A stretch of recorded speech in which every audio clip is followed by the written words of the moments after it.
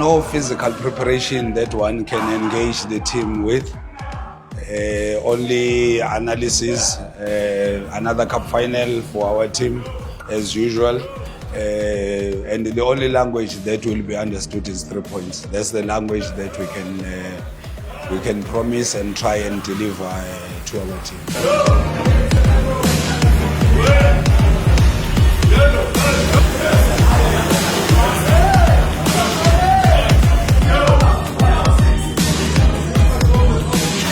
It's blessings and burdens.